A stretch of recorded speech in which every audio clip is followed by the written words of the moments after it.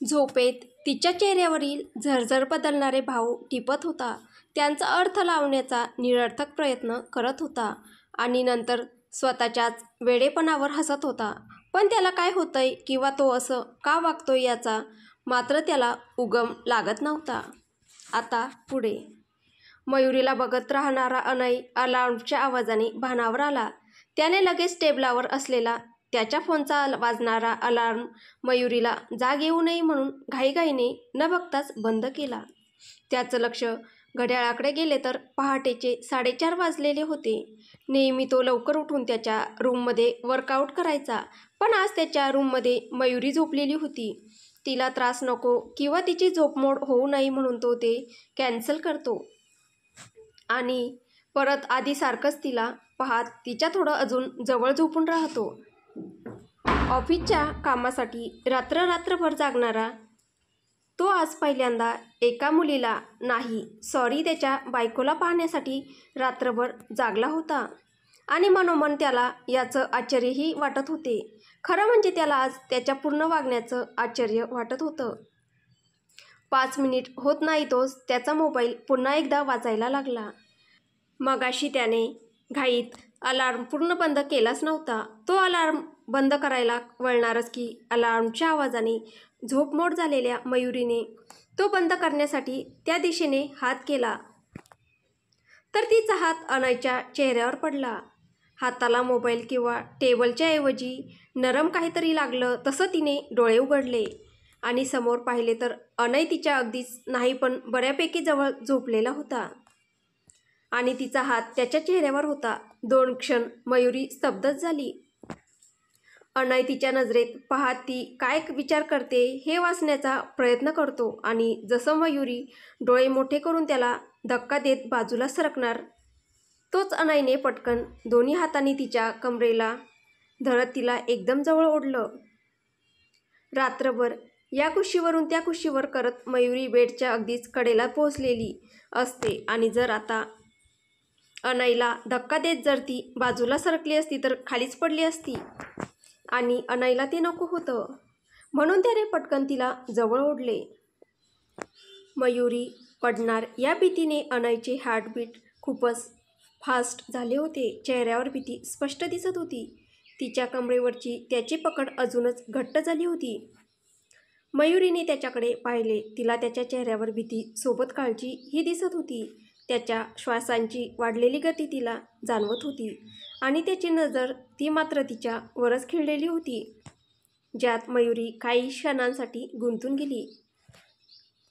बॅकग्राऊंडला music म्हणून अनयच्या मोबाईलचा alarm वाजत होता. मयुरीच्या रूममध्ये सुखाने झोपलेल्या आयुषची अनयच्या रूममध्ये वाजणाऱ्या अलार्ममुळे झोप चळवळली. त्याने दोन्ही कानांवर उशी ठेवत आवाज बंद करण्याचा प्रयत्न केला, पण उपयोग झाला नाही. एरवी अनय लगेच अलार्म बंद करायचा, त्यामुळे मयुरीला समजायचं नाही. पण आज तोच मयुरीत बिझी झाला होता, त्यामुळे अलार्म बंद करण्याचा प्रश्नच येत नाही. शेवटी वैतागून आयुष उठतो आणि त्याच्या रूममधून बाहेर येत अनयच्या रूमचा दरवाजा जोरात वाजवायला सुरुवात करतो. भाई प्लीज तो अलार्म बंद कर ना यार, माझी सगळी झोप खराब झाली त्याच्यामुळे. भाई. बाहेरून जोरात वाजणाऱ्या दरवाजाचा आवाज आणि आयुषचा हाका यामुळे अनय भानावर येतो आणि मयुरीही. अनय पटकन एका हाताने वाजणारा अलार्म बंद करतो, पण त्याचा दुसरा हात अजूनही मयुरीच्या कमरेवर असतो. अलार्म बंद झालेला पाहून आयुष परत त्याच्या रूममध्ये झोपायला निघून जातो. तर इकडे स्वतःला अनयच्या इतकं जवळ पाहून आता मयुरीचेही हार्टबीट वाढलेले असतात. सॉरी ते मी मगाशी म्हणजे मला वाटलं तू मागे खाली पडशील म्हणून मी तुला जवळ ओढलं, सॉरी. भानावर आलेला अनय अलार्म बंद केल्यावरही त्याच्याकडे पाहणाऱ्या मयुरीला बोलतो. अनय मला उठायचंय. मयुरी त्याच्यापासून बाजूला होत स्वतःला नॉर्मल करण्याचा प्रयत्न करत बोलते. पण अनयला कळतच नाही ती असं का बोलते. तो मान हलवत तिला हो बोलतो. अनय तुझा हात माझ्या. एवढं बोलून ती गप्प बसते. तसं अनयच्या लक्षात येतं की त्याचा हात अजूनही तिच्या कमरेवर असतो. Oh I am extremely sorry, really sorry बोलत असतो. त्याचे हात तिच्यापासून लांब घेतो आणि तिथून उठत बेडवरून बाजूला होत उभा राहतो. तसं मयुरी ही लगेच उभी राहते. ते मी म्हणजे काल दूध नाही आणलं तर ते घेऊन येतो म्हणत तो पटकन रूमच्या बाहेर निघून जातो. तो गेलाय हे पाहून मयुरी रूमचा दरवाजा लावून घेते आणि बाथरूममध्ये जात स्वतःला नॉर्मल करण्याचा प्रयत्न करत स्वतःशीच बोलायला लागते. काय झालं होतं मयुरी, तुला कशी पाहत होतीस त्याच्याकडे? त्याला काय वाटलं असेल? तो तुला पडण्यापासून वाचवत होता आणि तू त्याच्याकडे मूर्खासारखी एकटक पाहत होती. पण तो पण तर पाहत होता ना माझ्याकडे. भात झाला तुला. आता पटकन तो यायच्या आत तुझं आवरून रूम बाहेर जा. पण तो समोर आला तर खाऊ नाही घेणार तुला. मयुरी स्वतःशीच बोलत स्वतःचं आवरायला लागते. सेम मयुरीसारखीच कंडिशन अनयचीही असते. काय गरज होती तिच्याकडे एकटक पाहायची? रात्रभर पाहून मन भरलं नाही का तिच्याकडे पाहून? काय विचार करत असेल ती? शी, अनय तुला नेहमी मातीच खायची असते का? का वागतोय तू असं? काही झालंय का तुला? रात्रभर जागून वर सकाळी सकाळी हे सगळं आणि आयुष त्याच्या तर पाहावं लागणार आहे त्याच्याकडे. पण अनय स्वतःशीच बडबडत चालत असतो. सकाळी सकाळी स्वतःसोबत आणि मयुरीसोबत घडलेल्या प्रकारामुळे तो दूध आणायचंय हे कारण सांगून पटकन घराबाहेर पडतो म्हणण्यापेक्षा पळतो असंच म्हणावं लागेल. अनय स्वतःशीच बडबडत स्वतःला दोष देत कोसत चालत असतो.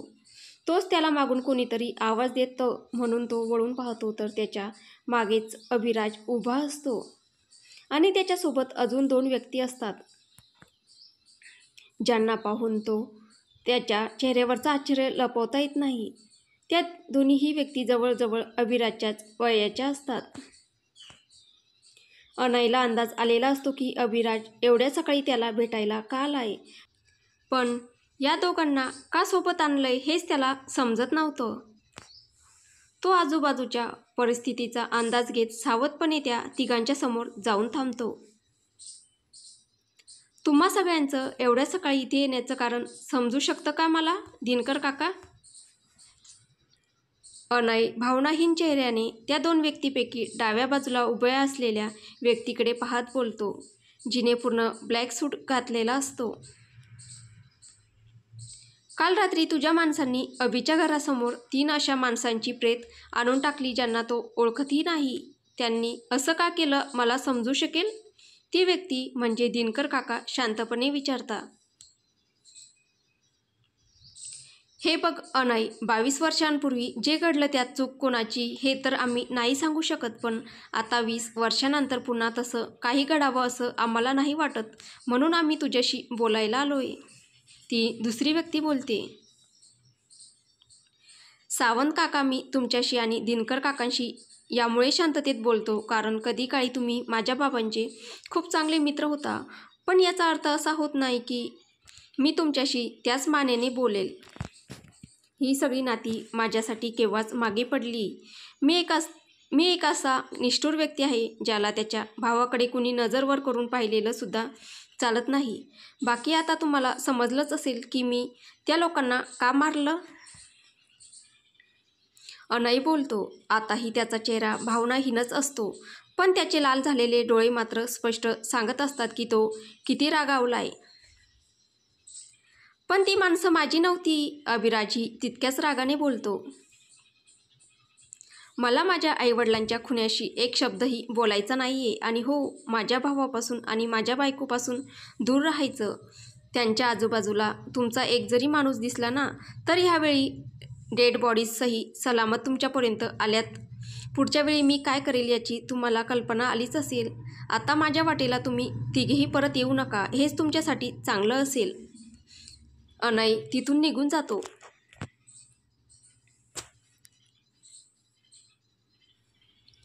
बघितलं तुम्ही दोघांनी? त्याला अजूनही वाटतं की तेव्हा विशाल आणि गीतासोबत जे झालं ते मी केलं होतं. मी का करेल? मीच त्यावेळी माझ्या दुःखात इतका बुडालेलो की मला साधनासोबत काय झालं याचा तपास घ्यावा याची सुद्धा शुद्ध नव्हती. यांच्यामुळे मी माझ्या साधनाला गमावलं आणि हे मलाच दोषी ठरवतायत.